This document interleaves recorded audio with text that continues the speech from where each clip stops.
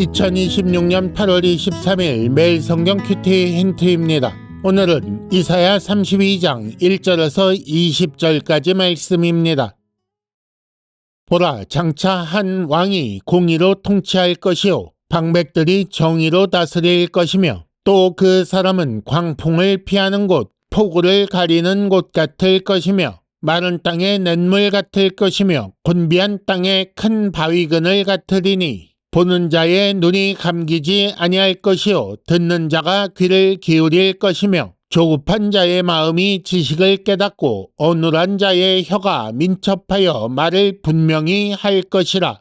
어리석은 자를 다시 존귀하다 부르지 아니하겠고 우둔한 자를 다시 존귀한 자라 말하지 아니하리니 이는 어리석은 자는 어리석은 것을 말하며 그 마음에 불의를 품어 간사를 행하며 패역한 말로 여호와를 거스르며 줄인 자의 속을 비게 하며 목마른 자에게서 마실 것을 없어지게 함이며 악한 자는 그 그릇이 악하여 악한 계획을 세워 거짓말로 가련한 자를 멸하며 가난한 자가 말을 바르게 할지라도 그리함이거니와 존귀한 자는 존귀한 일을 계획하나니 그는 항상 존귀한 일에 서리라.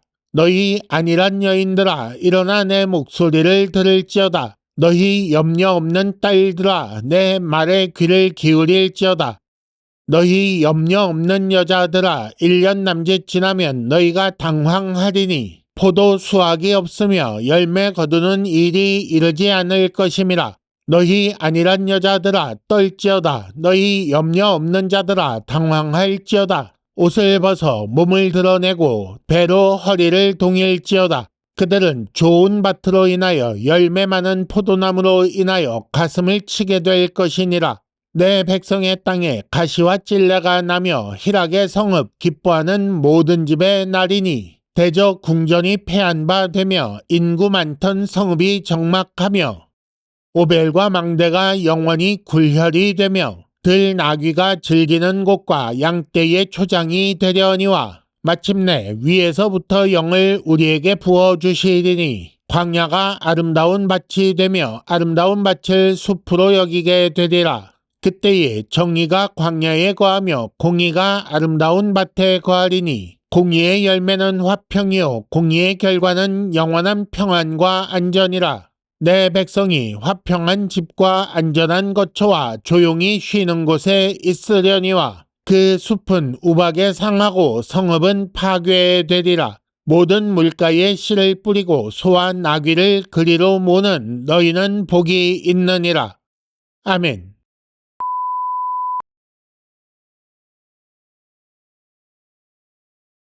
(1단계) 본문의 구조와 내용을 간단하게 정리하기. 오늘 말씀은 메시아 왕국의 도래라고 제목을 붙일 수 있겠습니다. 본문은 크게 두 부분으로 나눌 수 있는데 1절에서 8절까지는 의로운 왕에 대한 말씀이고 9절에서 20절까지는 성령을 부어주시는 일에 대한 말씀입니다.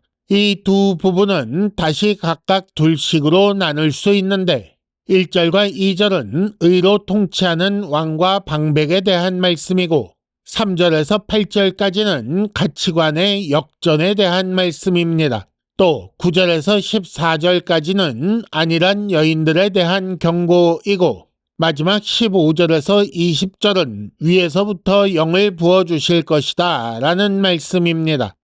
오늘 말씀의 내용을 간단히 살펴보겠습니다. 공의로 통치하는 왕, 정의로 다스리는 방백이 있게 될 것이라고 하십니다. 그리고 그는 광풍을 피하는 곳 혹은 마른 땅의 냇물 같을 것이라고 하시지요. 그 공의와 정의에 기초한 다스림이 얼마나 필요한 것인지 말씀하시는 것입니다. 이로 인하여 사람들은 지식을 깨닫게 되고 이제 말을 분명히 하게 될 것입니다. 그리하여 어리석은 자를 더 이상 존귀하다 하지 않을 것이라고 하십니다.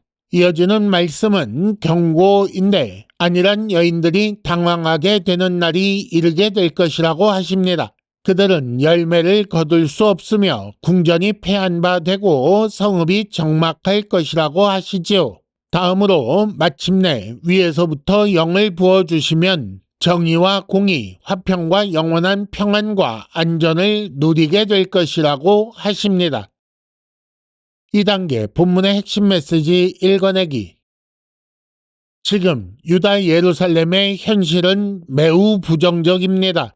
따라서 안일한 여인들에 대한 경고가 나타나고 있습니다. 무슨 말인가 하면 반복되는 경고에도 불구하고 귀를 기울이지 않는 자들에게 다시 경고하고 계시는 것입니다.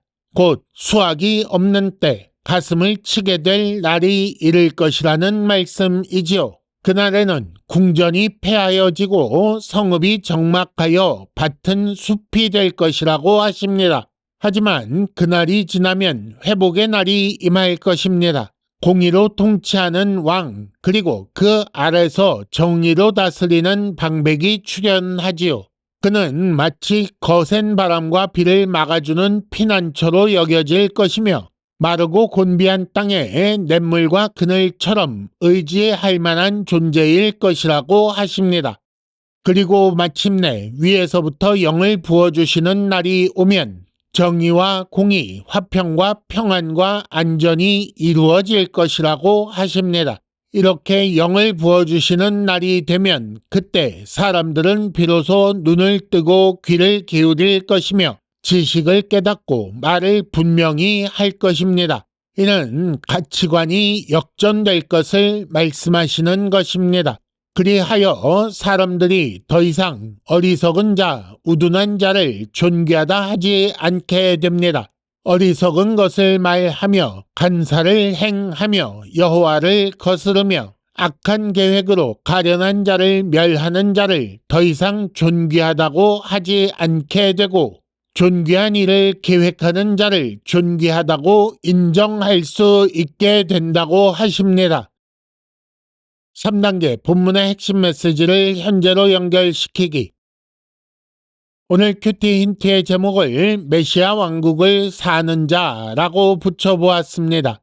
의로 통치하는 왕, 메시아 예수의 나라가 이미 임하였고 위에서부터 영을 부어주시는 일, 즉 성령 강림도 이루어졌습니다. 따라서 그의 나라에 속한 자, 성령 받은 자의 삶은 왕이신 예수의 다스림에 따라 공의를 행하는 삶이 되겠지요. 또 그 백성은 참된 지식을 깨닫고 바르게 말하며 어리석은 자, 우둔한 자, 존귀한 자를 바르게 판별할 수 있게 되었을 것입니다. 이렇게 되었기 때문에 그 나라의 거짓 평안을 의지하는 안일한 자들이 사라지고 참된 공의와 정의, 화평과 평안과 안전이 이루어졌을 것입니다. 왜냐하면 이것이 선지자를 통해 알려주신 메시아 왕국의 모습이기 때문입니다. 그런데 과연 그 나라에 속한 자인 내 삶에 이런 모습이 있는가라고 생각하면 자신 있게 그렇다고 말할 수 있겠습니까? 메시아 왕국에 사는 자로서 그리고 성령 받은 자로서 이런 모습을 찾을 수 없는 것은 아직 그 나라가 완성되지 않았기 때문이기도 하지만 아직 우리가 메시아 왕이신 예수의 다스림에 완전하게 복종하지 않기 때문 아니겠습니까? 메시아 왕국에 사는 자로서 성령 받은 자로서 의로운 통치 아래에서 화평과 평안과 안전을 누려야 할 것입니다. 큐티 힌트입니다. 안일한 자는 당황하게 됩니다. 복종하지 않아도 괜찮을 것이다 라고 생각하지 말아야 합니다. 이상으로 2026년 8월 23일 매일 성경 큐티 힌트를 마칩니다. 여러분 큐티를 통해 은혜 많이 받으시기를 바랍니다.